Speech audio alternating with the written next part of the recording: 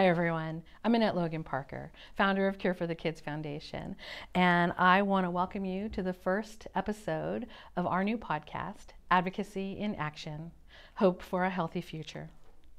This podcast is dedicated to digging deep into the intersection of healthcare and advocacy and all of the wonderful things that are happening to make a positive change in our world. And today, I have the honor of sitting down with my dear friend and colleague, Scott Rosenzweig, CEO of Make-A-Wish, Southern Nevada. Scott, welcome.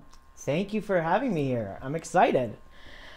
Well, and I have to say, congratulations are in order. Scott was recently named at the 35th Silver State Best of the Best Awards over the weekend as the Best of the Best executive in the nonprofit category. So wow, congratulations, Scott. That's a big deal. Thank you. It feels big to me too, so I appreciate it. It is a big deal. And I love it when our community brings attention to organizations like Make-A-Wish and the important advocacy work that you're doing out in the world. So congratulations again. And before we kind of dig deep into the wish and why wishes are important, can you share with us a little bit about Make-A-Wish history and maybe the legacy, how it got started and how it's evolved over the years? Yeah, I mean, it started in 1980, so we're a relatively young organization. It was all around a kid named Chris Gracious, 7 years old with leukemia.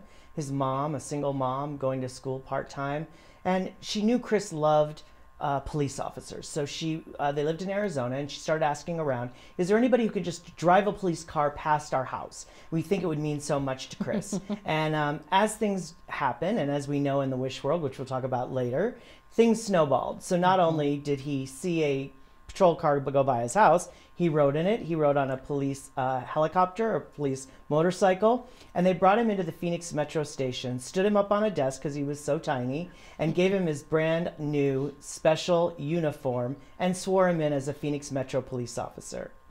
That's amazing. Right? What a cool kind of Genesis story. I mean, that's really amazing. And I'm surprised that Make-A-Wish has only been around since 1980. I feel like Make-A-Wish has been here forever. I know it's a testament to what we do, I think, and people knowing brand recognition. Unfortunately, Chris passed 4 days after that happened, and he was buried in the Midwest. But because he'd been sworn in as a Phoenix Metro police officer, they sent two of their officers to give him the same burial they would have given any officer who had fallen in the field. And so he was buried in his uniform, and when they got back from that, they said, if there's a Chris out there, there's got to be other kids. So that's 1981. We grant our first official wish as gracious as Make-A-Wish for Frank Bopsy Salazar to be a firefighter. Back in the days when it was still just for terminal kids. Now it's for kids with life-threatening illnesses. 86% of our kids go on to lead extraordinary lives. We have 58 chapters to cover the U.S., represented in 50 countries, and we've granted over 550,000 wishes for kids. That is remarkable. Just a little thing. Just a little thing, yeah. Wow. So I know that you love what you do. It's evident in your voice, and I can see the sparkle in your eyes when you talk about wishes and all of the kids that you get to meet. Share with us a little bit about what brought you to Make-A-Wish in the first place. Well, I like to tell everybody that, nothing on my resume is going to tell you that I should be president and CEO of Make-A-Wish, Southern Nevada. But all of it along the way helped me to become a better, hopefully, president and CEO. I started out in theater for most of my life, ended up directing and choreographing for places like Virginia Opera and Disneyland. And then my husband of now 35 years and I moved to Vegas in 1999. I show directed the grand opening of Madame Tussauds at the Venetian. And through that, met some people in corporate America, joined corporate America for years, and then got tired of traveling. So I started to say, what can I do in Nevada?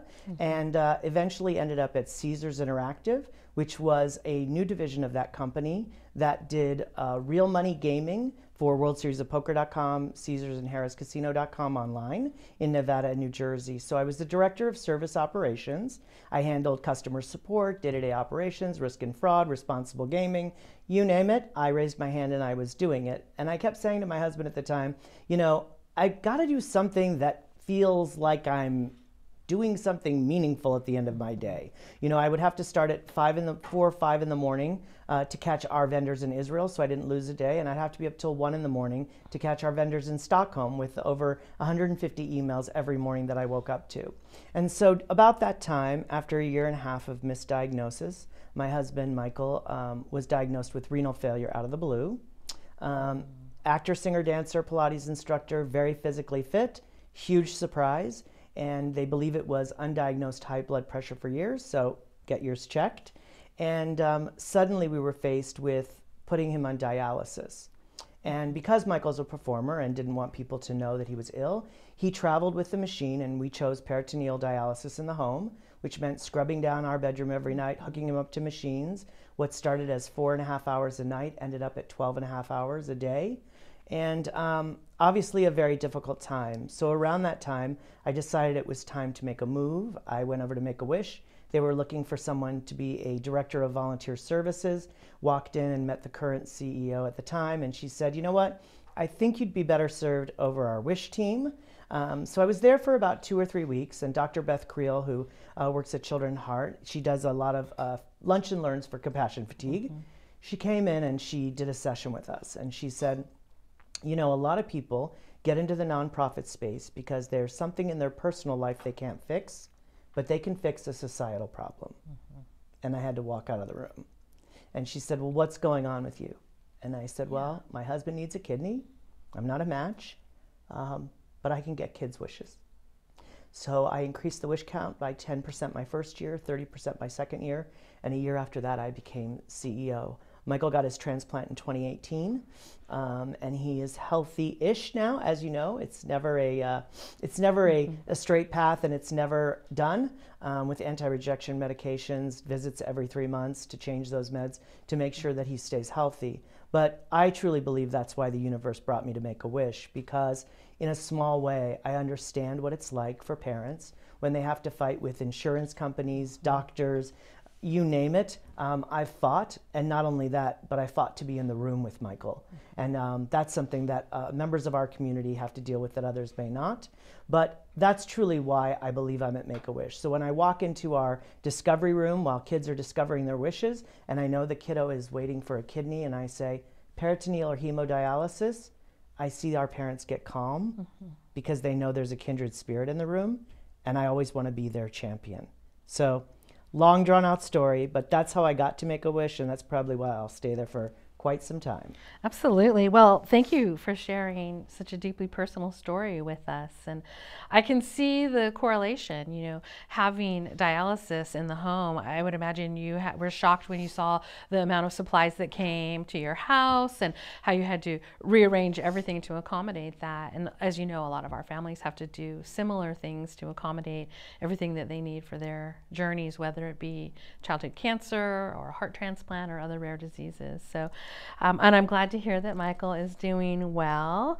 That is a moving story, and I love that you have that personal connection and you can walk side by side with these families as they're going into this, because it is scary, isn't it? It is. And even when they come to the Wish Center, I'm sure that they're nervous, and at least from what I understand there's still a little confusion about who qualifies for a wish. And I know we see that still to this day at Cure for the Kids Foundation, that people are still under the misconception that it is for a terminal illness only. Could you elaborate a little bit on maybe when Make-A-Wish changed and what the new qualifying criteria is? It was really early on. I mean, it was in mid-'80s to '90s, but we just got that moniker of a dying wish, and we just haven't seemed to be able to shake it. And I will say that when you introduce yourself to people and you say, oh, I work for Make-A-Wish, they do this. They go,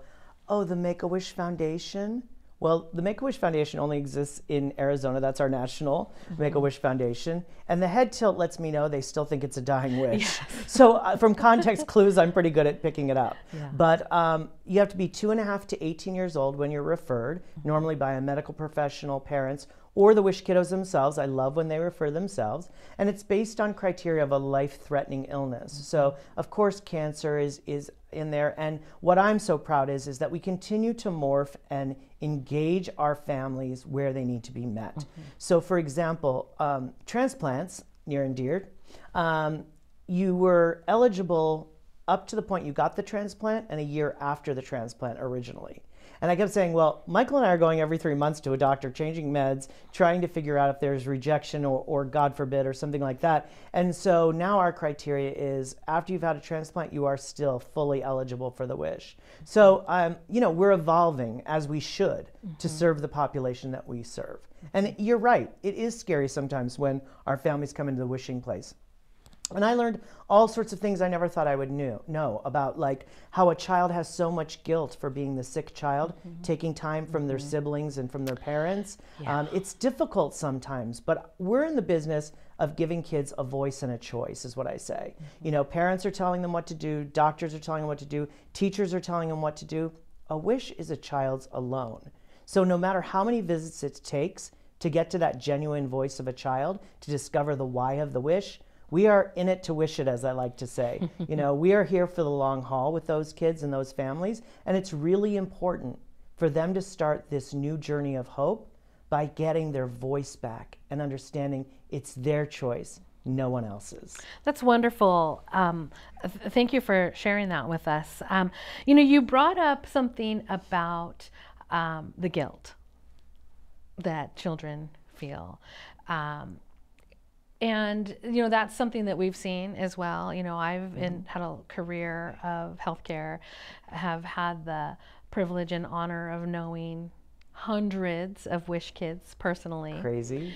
And I know, isn't it? I mean, That's it is amazing. Yeah. I mean, I've been at this for a long time. And we make referrals over to you. You're our top referral source. Top referral source in Southern Nevada. And I think that there's something amazing, I call it the Wish miracle, right? I think you've probably heard me say that before.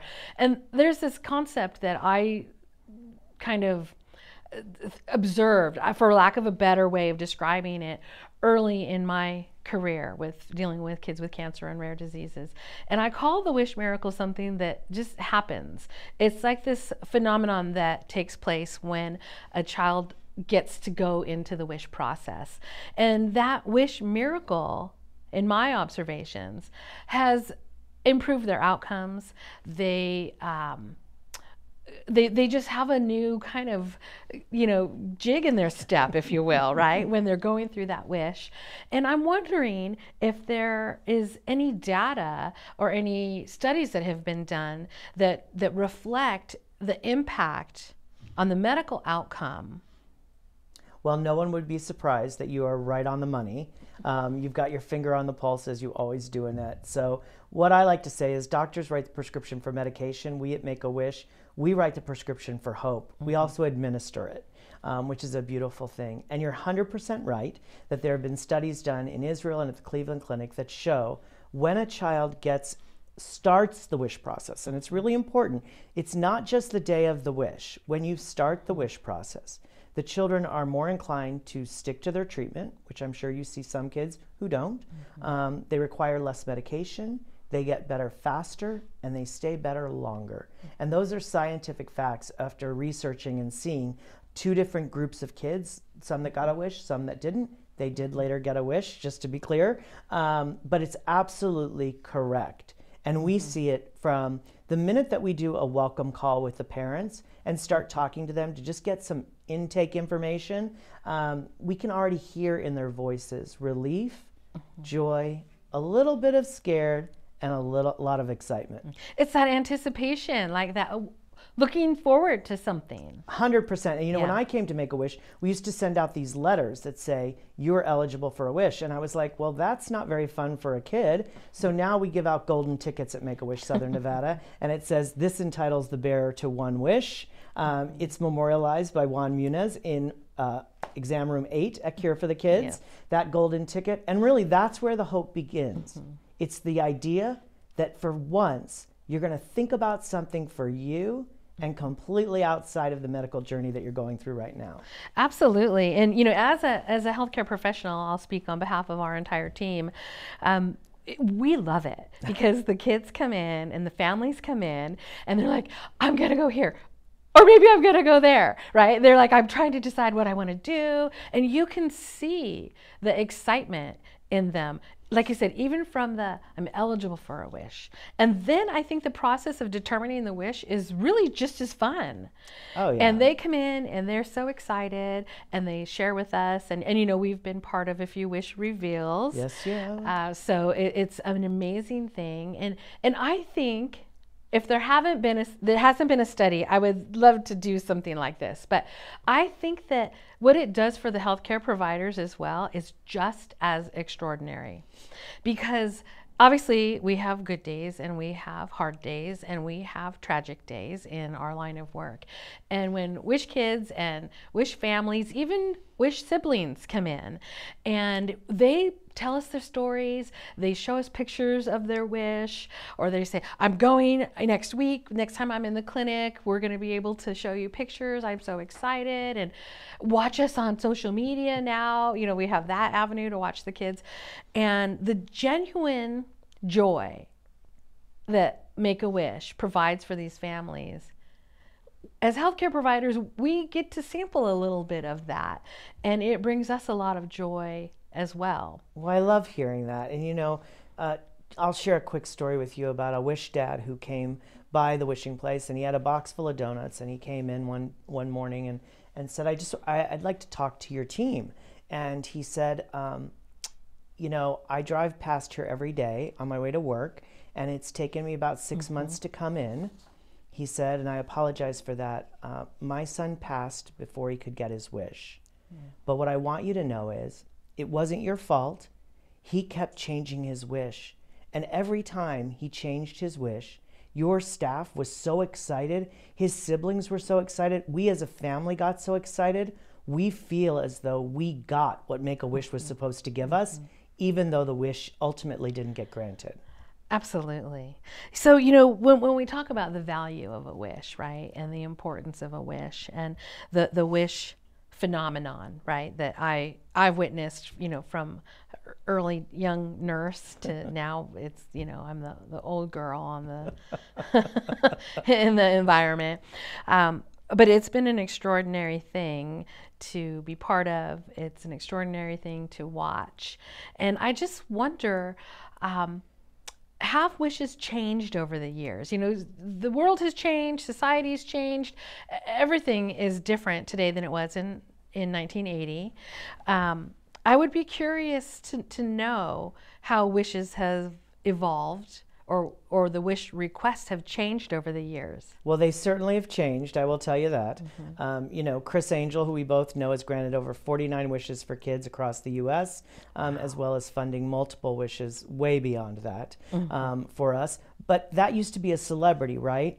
Now my YouTube feed is filled with crap, I'll be honest, right? Because kids think those are celebrities now, so they want to meet a YouTube star. Yes, John Cena, The Rock, all these people have granted wishes, Carrie Underwood, and done an amazing job for us. But yet this is kind of the evolution, as you say, of what wishes are. And while so many people still think it's a wish trip, it's so much more than that. You know, I've had a kiddo who created a makeup line for cancer patients, one who wanted to be a published author, one who wanted to live and kiss a pig on a farm for a week. You name it. It really is just based on the imagination of our kids. And so while we talk about a lot about trips and all that, and we certainly do a lot of them to the Land of the Mouse and other places like that, I will say that over the years, our kids have gotten much more introspective about their wishes, and some of them really look long-term, like being a published author. Now that's a kiddo who lost part of her leg to cancer, and during her time of recovery, she wrote this children's book about moving into a neighborhood with a prosthetic, and the child next door, she befriends the child next door who doesn't have a prosthetic, and they discover how similar they are. So we were able to do a book signing at the Writer's Block downtown, have media there to ask her questions, and now she's a published author. So again, that's something that'll take her through her life, and it isn't just one day of her life. So lots of changes with wishes, as kids do, but we really stick to the idea that our wishes should be something for the child that gives them hope, has nothing to do with the medical journey whatsoever. We'll leave that to you, the professionals. That it's really about getting the child out of that environment of medical treatment and saying, who do you imagine you want to be, you want to meet, you want to see? What do you imagine for yourself? And so that's why I always say we have the best job in the world, because out of nonprofits, we have one that is based on hope and joy. Absolutely. Well, yeah, I would be, it's interesting to see how the things have evolved. I mean, you know, like our Make-A-Wish exam room is the result of a wish for one of our children who wanted to give back to the clinical team. Can you share that story with us a little bit? Yeah, I love these wishes. So, you know, again, most of our wishes are I wish to go, I wish to have, I wish to meet, I wish to be. But the fifth wish category is I wish to give.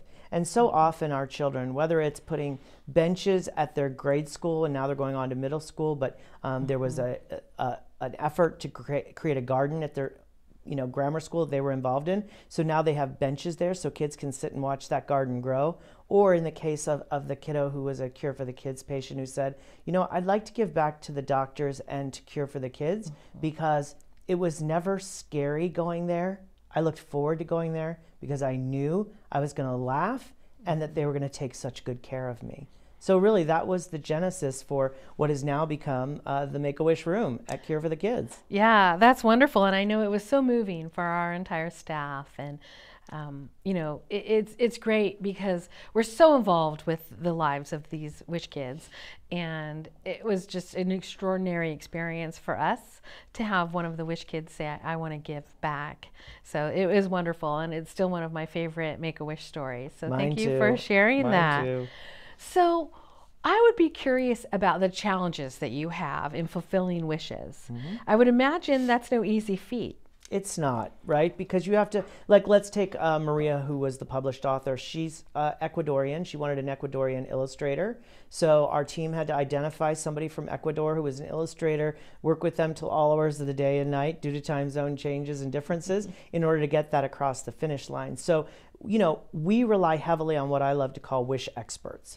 You know, we don't profess to be medical professionals or builders of playhouses or of gaming computers or whatnot. So the grateful part is that our community has really stepped up to help us and be those experts for us so that we ensure that, you know, when we grant a wish, we never want that family to have a financial burden down the road. So we're always looking down the road.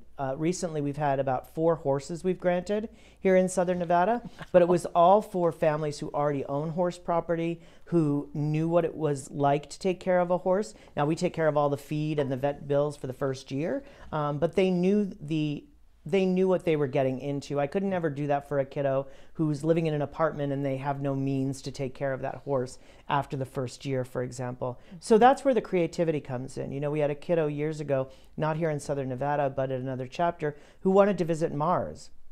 And he was dead set, he wanted to visit Mars. And so a few phone calls later, they ended up creating an entire virtual reality experience for him when they got him a spacesuit. They suited him up, they put the VR goggles on him, and he felt like he was walking on Mars. So that's what I love about our job, and that's what goes back to my theater roots, is making it happen, you know, no matter what it takes. And it's really, as if the child has a strong why of the wish, then why not? Why not make it happen? That's extraordinary. So the VR goggles created a Mars experience. That's awesome. And another VR experience that was amazing was done in Northern California with a kiddo who, due to his illness, ended up not being able to play football anymore. So what they did was they filmed his entire high school football team doing scrimmages and then gave him the virtual glasses in the middle of the field. And he felt as though he was in that football game because he just wanted to play football with his team once again. That was his wish. Wow, that's extraordinary. So that's a good example of how technology has changed wishes as well. Absolutely. But as you know, technology comes with cost. And so without federal funding or anything like that, you know, we rely heavily on the donations of our local community, and all that money stays here in Nevada. But there is no federal grant yet for wishes. Absolutely. So talking about that, I know this is an important month April is an important month for Make-A-Wish. Can you share a little bit about what that initiative is? I'd love to. So Chris Gracious, who got that original wish, it was granted on April 29th, 1980. So we've always celebrated World Wish Day. But then, this many years later, we thought, you know what, maybe we should have a month. So similar to breast cancer awareness or other months like that, we have decided to turn April blue, both nationally and locally. And really this campaign is, it's based around one simple thing. Don't just know Make-A-Wish, be Make-A-Wish. So this campaign is called Wishmakers Wanted. I am a wishmaker. I've granted several wishes during my 6 years tenure at Make-A-Wish. And really what we're asking the public and the community at large to do is to take action and become a wishmaker. You can go to wishmakers.org, take a quick quiz. It'll tell you, oh, I'm a mountain mover. I'm sure that will not surprise you. That was what I got as a wishmaker. But you can take this and it'll tell you, oh, you want to volunteer. Here's information on your local chapter to volunteer. Here's information to donate. And so it really is an idea that every April we'll ask everybody, and we're hoping to get 1 million wishmakers this month, but that we will increase the interaction between us and the community. That's wonderful. So you have a walk, a wish walk coming up. We do. And how might people get involved with that? It's walkforwishessnv.org. So 2 S's in the middle of that, walkforwishessnv.org. And it's on April 27th at Town Square. It is our 23rd annual one. We've got a goal of $450,000. We're about halfway there now. So nails will be bitten in the next couple of weeks. But it's really a community event. Sure, it's a fun 5K run and walk, but we have food trucks out there, we've got a petting zoo, we've got the SWAT team out there to crawl over trucks, and it's our love letter to the community and the best way to meet a lot of Wish kids and families out at Walk for Wishes every year. So if you were inspired by our conversation today and you're interested in getting involved with Make-A-Wish, I encourage you to do that. It's highly rewarding, personally and professionally. It's good for everybody to get involved. So Scott, could you tell us a little bit about how people might get involved with Make-A-Wish and maybe give us some clues on how does one become a wish granter? Well, it's very easy. You go to wish.org/SNV. That's wish.org/SNV, like Southern Nevada. And there it'll take you to our volunteer page. You'll find out the next volunteer orientation coming up. If you want to start your path down the volunteer journey, it'll show you how to donate. My information is on there as well as my monthly blog, Wishful Thinking, about a view from the CEO of Make-A-Wish. But really what I would love is for people to come and take a tour of the wishing place. We're the only place we want you to know how the sausage is made. We love showing it to people. And I think from there, it's an honest conversation. How do you want to become involved and help these kids with critical illnesses get a heartfelt wish? And we'll always find a way. That's wonderful. That's wonderful.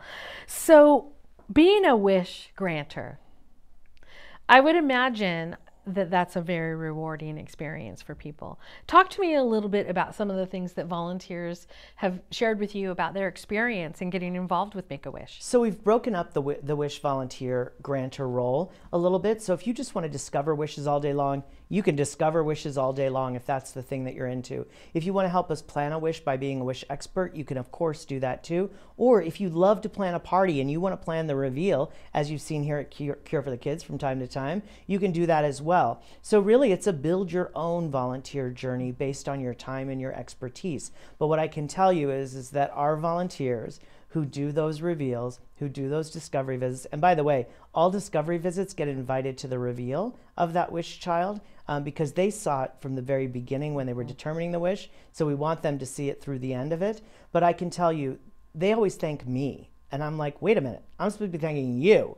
You're the one who did all the hard work. So it's an incredibly rewarding journey for both our volunteers, our staff, our board members, anybody who walks by the building, I like to say. But I think if anybody comes and starts to volunteer with us, what they'll experience is that really, while we think we're giving hope to these children, they're giving us all the hope. But you see that every day here. We do see that every day here. There's tremendous value in being involved with this patient population, and these kids are extraordinary, they're resilient, they're buckets of fun. I mean, that's the thing that I think is just, they are constantly cracking me up. What does the future of Make-A-Wish in Southern Nevada look like? Well, you know, I think we're going to keep doing what we're doing. The problem with us is that we we're supposed to reach every eligible child, and there's no reporting from the CDC or Southern Nevada Health District that tells us how many kids are out there. So that's really why we're coming up with this 1 degree of separation idea, where in the next 5 years, I want everyone in Southern Nevada to know the importance of a wish, have experienced a wish, so that if a child is sick next door, you might say to that family, hey, have you considered Make-A-Wish? We can't do it on our own. We need a community. So as I always say, they say it takes a village to raise a child, but we at Make-A-Wish Southern Nevada know it takes a community. And so we're going to keep pushing our community to help us find every eligible child, and then push them a little bit more in their pocketbook to help us grant every wish of every eligible child in Southern Nevada. So, as we're getting ready to wrap up the conversation, Scott, if you could share one thing, and only one thing about Make-A-Wish, what would that be? Well, that's a tough one, as you know. And I'm just an old guy who tells stories. So I'll just tell you a very quick story. There was a child, a young boy in a wheelchair, and his wish was to have a boy bunny. And so we asked him, well, why a boy? And he said, because I'm a boy. And we said, why a bunny? And he said, because someday I'm going to run fast again like a bunny. Oh, that's what Make-A-Wish does. And that's why it's so important in these children's lives. Mm-hmm. That's an amazing way to conclude our conversation. Thank you so much for being here with us today. I've enjoyed every conversation I've ever had with you, including this one. So thank you for joining us on Advocacy in Action, Hope for a Healthy Future. And we wish you the most success at your wish, your wish walk. That's a tongue twister, your wish walk at the end of the month. And thank you for joining us. Well, thank you for everything that you do, Annette. I mean, you've been a proponent for us for years, and now I consider you a trusted friend and also an advisor and mentor for me, but also all of your staff, because without them, we truly can't do what we do, and we rely so heavily on them. So thank you for creating an environment where people not only want to be involved, but get involved. Thank you, Scott. Thank you.